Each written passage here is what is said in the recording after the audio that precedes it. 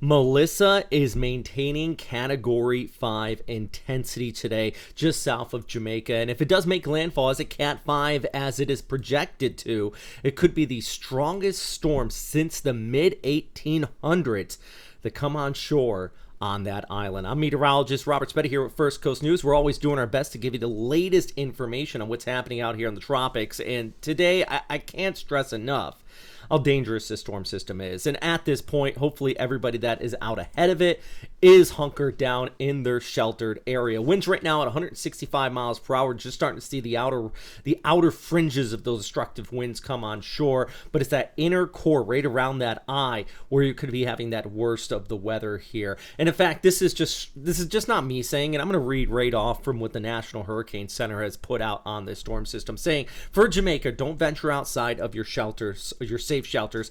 Catastrophic and life-threatening flash flooding and numerous landslides are likely today through Tuesday.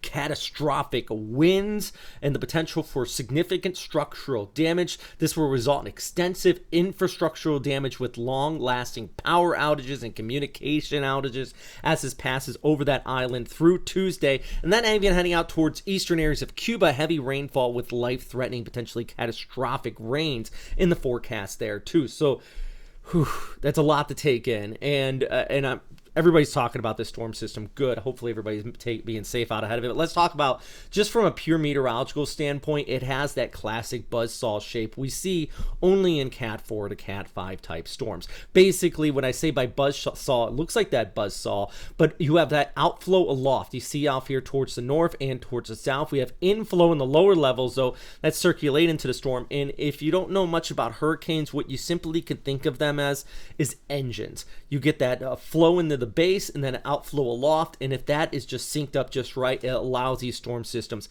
to gain that catastrophic intensity. Now, we are seeing this turn towards the north likely today, and the reason is, if we pull back the picture, there's this trough that's rolling across the southeast U.S. See some storms actually out towards the Big Bend area that's going to move across Jacksonville by Monday evening into Tuesday. That trough that is supporting that low right there is actually going to hook Melissa and cause it to cruise across Jamaica, Cuba, and eventually head off towards the Turks and Caicos and out to sea. So all of this is connected.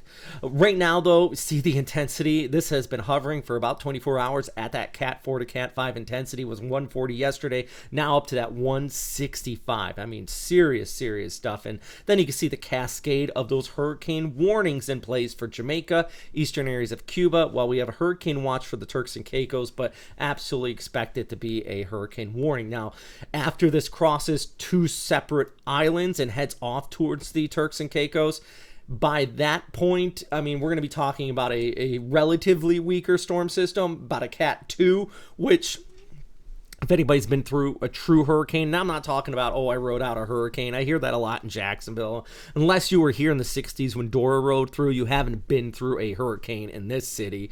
But if you ever been through a true Cat 1, even Cat 2, you know those winds are serious. But a Cat 5 is just different level. So let's take a look at our futurecast here, our in-house model.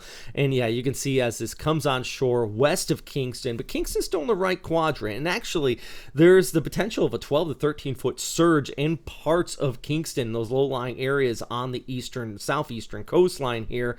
And then it's going to cross over the mountains of Jamaica, get a little disrupted, then over Cuba. Santiago de Cuba is probably going to be some of the worst hit areas. That's the biggest population hub in the right front quadrant of this. I know for Gitmo, military members out there, non-essential personnel, which includes like families, spouses, things like that. A lot of civilians have all been evacuated out towards the north here. It's mostly in the Florida, just to get out of the path of this storm system.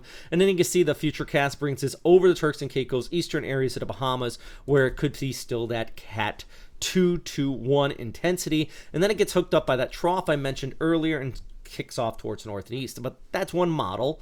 This is the GFS versus the European, and yes, that churn is going to take place. You can see where the tight consensus is. About a week ago, we kept kind of wishy-washy on it, or at least based on the information we knew. We were back and forth on, the where exactly this could go. Now that confidence is 100% there.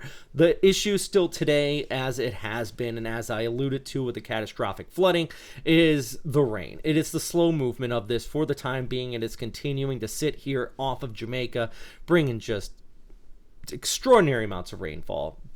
10, 20, some spots nearly 30 inches of total precipitation across Jamaica and even eastern areas of Cuba. Now, Haiti's still being impacted, but at least they're not getting the brunt of it, but they're still going to get a lot of those rain bands as it kicks on by. A lot of people are asking, when's it going to be over with? Well, mainly throughout the day here on Tuesday, still Jamaica, still into eastern areas of Cuba through Wednesday morning, and then it starts to move off towards the north. So you still got some time. But the good news, once it does start to make this turn towards the north, it will begin to pick up that pace a little bit. So this lingering here and just sitting, moving at 1-2 miles per hour is going to be kind of behind us once it does start to get that move on. And also, by the way, this is just secondary to everything else we're talking about with the storm system.